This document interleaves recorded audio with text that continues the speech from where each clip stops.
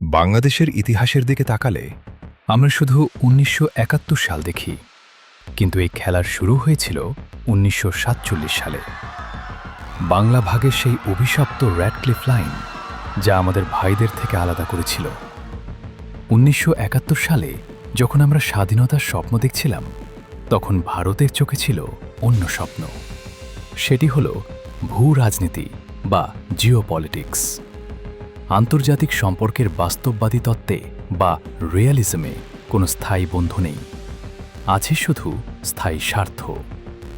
ভারত জানত পাকিস্তানের মতো শক্তিশালী শত্রু তাদের দুই সীমান্তে থাকা মানে হল টু ফ্রন্ট ওয়ার বা দ্বিমুখী যুদ্ধের ঝুঁকি। তাই ১৯৭১ সালে ভারতের সাহায্য কোনো আবেগপ্রবণ সিদ্ধান্ত ছিল না। এটি ছিল ঠান্ডা মাথায় নেওয়া একটি সামরিক ছক, যার উদ্দেশ্য ছিল তাদের চিরশত্রু পাকিস্তানকে পঙ্গু করে দেওয়া এবং দক্ষিণ এশিয়ায় ভারতের একছত্র আধিপত্য বা হেজিমনি নিশ্চিত করা। ইতিহাসের পাতায় চোখ রাখলে দেখা যায় ১৯৭১-এর ডিসেম্বরে ভারতীয় সেনাবাহিনী যখন ঢাকায় প্রবেশ করে, তখন পাকিস্তানি বাহিনীর ফেলে যাওয়া কোটি কোটি টাকার অস্ত্র, গোলাবারুদ এবং সামরিক সরঞ্জাম গনিমত বা যুদ্ধের সম্পদ হিসেবে ভারতে পাচার করা হয়। যেই অস্ত্রগুলো স্বাধীন বাংলাদেশের সেনাবাহিনীর ভিত্তি হতে পারত, তা নিয়ে যাওয়া হয়েছিল। তাছাড়া ১৬ই ডিসেম্বর বিজয়ের পর ৯৩,০০০ পাকিস্তানি যুদ্ধবন্দীকে ভারত নিজেদের জিম্মায় নিয়ে যায়।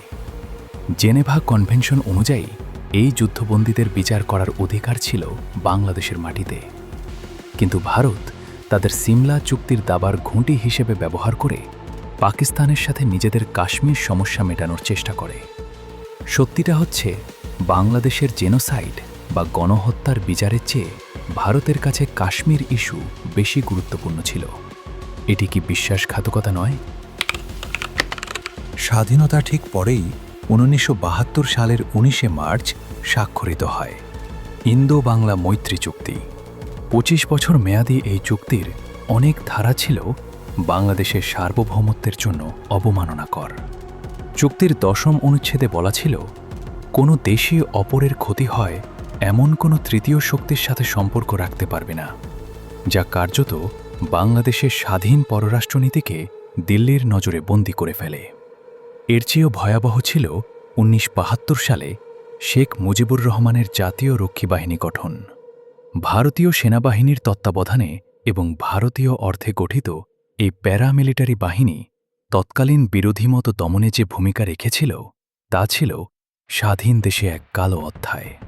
সত্যিটা হচ্ছে, ভারতের উদ্দেশ্য ছিল বাংলাদেশে একটি শক্তিশালী পেশাদার সেনাবাহিনীর বদলে তাদের অনুগত একটি বাহিনী তৈরি করা, যাতে বাংলাদেশ কখনোই ভারতের আগ্রাসনের বিরুদ্ধে মাথা তুলে দাঁড়াতে না পারে। পানি হল বাংলাদেশের প্রাণ, আর ভারত সেই প্রাণের টুঁটি চেপে ধরেছে। শুধু ফারাক্কা নয়, ভারত ৫৪টি অভিন্ন নদীর উজানে বাঁধ দিয়ে একতরফাভাবে পানি প্রত্যাহার করছে। তিস্তা নদীর পানি বণ্টন চুক্তি গত ১ যুগ ধরে ছুড়ে আছে ভারতের পশ্চিমবঙ্গ সরকারের দোহাই দিয়ে। শুষ্ক মৌসুমে তিস্তা আজ ধুধু বালুচর, যার ফলে উত্তরালে হাজার হাজার হেক্টর কৃষিজমি ধ্বংস হচ্ছে। আবার বর্ষাকালে ভারত যখন গজলডোবা বাঁধের সব গেট খুলে দেয়, তখন আকস্মিক বন্যায় ভেসে যায় আমাদের ঘরবাড়ি। এটি কোনো প্রাকৃতিক দুর্যোগ নয়, এটি একটি ম্যান মেড ডিজাস্টার বা মানবসৃষ্ট দুর্যোগ।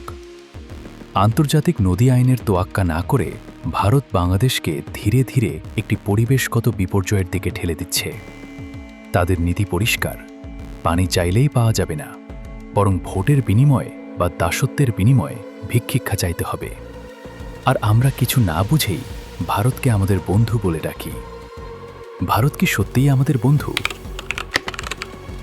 অর্থনীতির মাঠেও এই সম্পর্ক একপাক্ষিক।